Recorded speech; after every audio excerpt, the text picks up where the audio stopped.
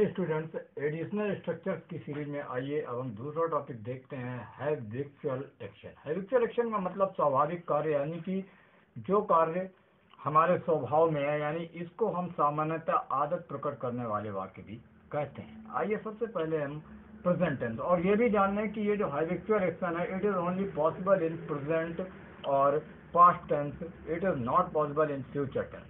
क्योंकि जो future tense है वो आपका ओनली इमेजनरी और ओनली अ फैंसी। तो प्रेजेंट टेंस का मतलब वर्तमान काल। वर्तमान काल में सबसे पहला जो रूल है, कहते हैं कि यदि बहुवचन कर्ता के कॉमन नाउन, यानी कि यदि हमारा वाक्य है, वाक्य में जो दिया हुआ कर्ता है और कर्ता जो है बहुवचन होने के साथ साथ हमारा अगर जो कॉमन नाउन है, तो हैबिचुअल एक्शन शो कराने के लिए, हैबिचुअल एक्शन को दर्शाने के लिए उससे ठीक पहले जो आर्टिकल द है उसका प्रयोग कभी भी नहीं किया जाता है।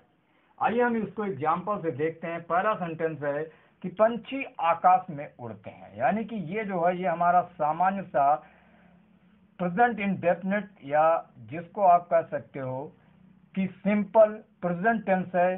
तो ये हमारा प्रेजेंट इंडेफिनिट होने के कारण इसको जब आप इंग्लिश फॉर्मेशन देते हो तो क्या बनाते हो कि the birds fly in the sky, और एक्चुअल में हम लोग लिखते हैं कि आकाश में। तो अगर जो हम लोग यथार्थता में देखें, अगर जो एक्चुअल में देखें, रियली में, तो ये जो पंछी है उड़ते हुए कभी भी आकाश में नहीं पहुंच पाते हैं। तो इसलिए अगर जो आप वर्ड से अगर जो फॉर्मेशन करते हो तब तो हम इन द स्काई लेते हैं, और अगर जो सेंसुअल यानी कि भाव के आधार पर लेते हैं तो इन द एयर।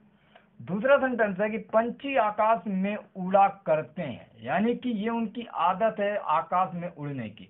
तो अब यहाँ पर हम क्या करेंगे, ये प्रेजेंट इंडेफिनिट में देखिए जो सब्जेक्ट है आपका कॉमन नाउन है और प्लूरल नंबर सब्जेक्ट है। तो यहाँ पर इससे पहले, यानी कि बर्ड्स से पहले हम द आर्टिकल का प्रयोग नहीं करते हैं और क्या बनाते हैं कि birds fly in the air या इन द स्काई। अगला सेंटेंस है तीसरा कि मुसलमान मुहर्रम में रोजा रखा करते हैं।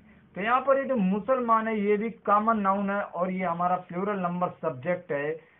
तो यहाँ पर हम मुस्लिम से पहले द का प्रयोग नहीं करेंगे, तो ये हमारे हैबिचुअल एक्शन को शो कराएगा। तो मुस्लिम्स की पास्ट इन मुहर्रम। इसका दूसरा नियम क्या है कि यदि एक वचन कर्ता के रूप में प्रॉपर नाउन या कॉमन नाउन हो, यानी कि आपका अगर जो दिया हुआ वाक्य और उसमें अगर जो कर्ता आपका एक वचन है, तो वहां पर आपका प्रॉपर नाउन हो या कॉमन नाउन हो, हैबिट शो कराने के लिए या हैबिचुअल एक्शन शो कराने के लिए इज अकस्टम्ड का प्रयोग करते हैं। तथा यदि बहुवचन कर्ता का कॉमन नाउन ना हो, यानी कि जो सब्जेक्ट है हमारा, अगर जो कर्ता हमारा बहुवचन है और कॉमन नाउन नहीं है, तो फिर हैबिट शो कराने के लिए, यानी हैबिचुअल एक्शन शो कराने के लिए हम वहां पर आर अकस्टम्ड टू का प्रयोग करते हैं। तथा एक बहुत ही विशेष बात की इन दोनों क्रियाओं के साथ, यानी इज अकस्टम्ड और आर अकस्टम्ड के साथ हमेशा ध्यान रखेंगे कि मुख्य क्रिया की हम इंफिनिटिव फॉर्म, यानी कि to plus first form of main verb का ही प्रयोग करते हैं। एग्जाम्पल में पहला सेंटेंस है कि हरि दिन भर लुका छिपी खेला करता है। खेलता नहीं है, खेलता है हो जाता तो ये हमारा प्रेजेंट इंडेफिनिट का हो जाता, लेकिन यहाँ पर वाक्य आया कि खेला करता है, यानी वो उसकी आदत है। तो यहाँ पर हरि जो है ये आपका प्रॉपर नाउन, तो प्रॉपर नाउन होने के लिए और हरि हमारा एक वचन करता है, तो हमने क्या बनाया कि हरि इज अकस्टम्ड, हरि के साथ हमने यूज कर दिया इज अकस्टम्ड का, और हमने बताया कि वर्ब की इंफिनिटिव फॉर्म यानी to plus first form of main verb.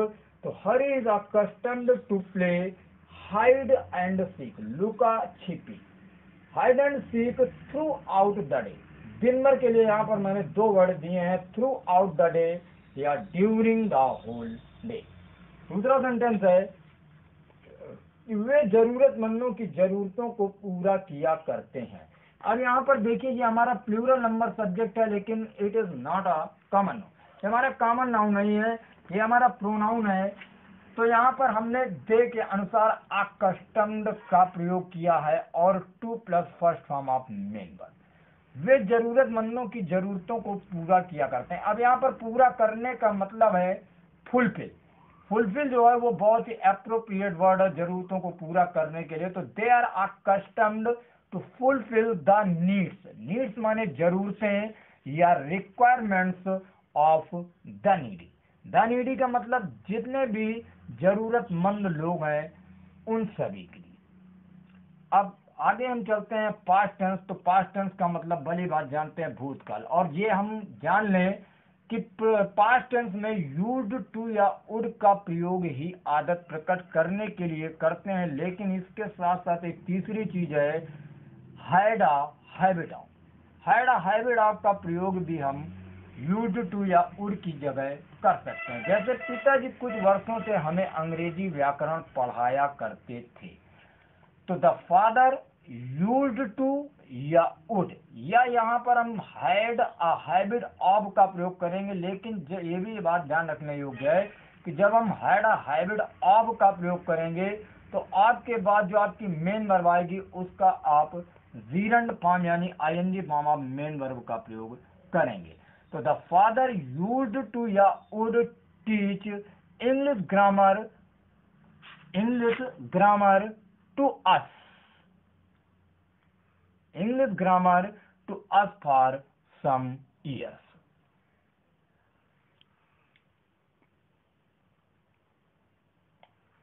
दूसरा सेंटेंस है कि वह युवा महिला अपने खोए हुए हार के लिए पछताया करती थी। तो वह युवा महिला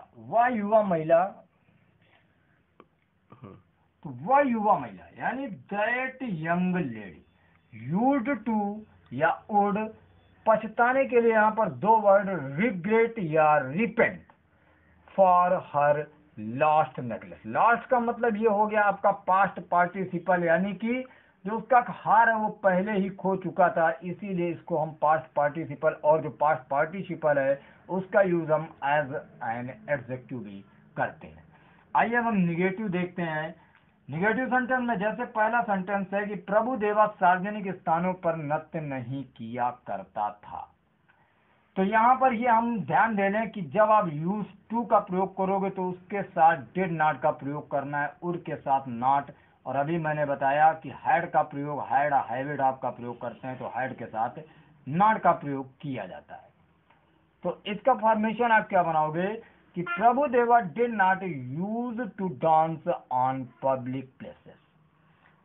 इसका वैकल्पिक यानी अल्टरनेटिव सेंटेंस कि Prabhu Deva would not use to dance on public places.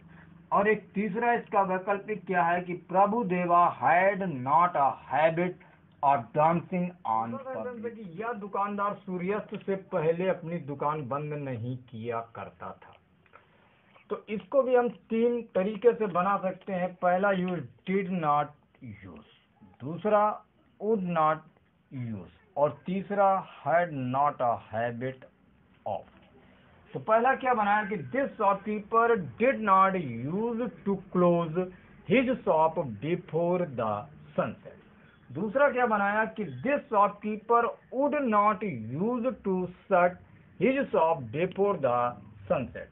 और तीसरा क्या बनाया कि this shopkeeper had not a habit of. और मैंने बताया था जहां पर आप हैड हैबिट ऑफ का यूज करोगे तो आपके साथ हमेशा जीरंड फॉर्म यानी वर्ब की आईएनजी फॉर्म का प्रयोग करेंगे। तो यहाँ पर मैंने कर दिया shutting his shop before the sunset.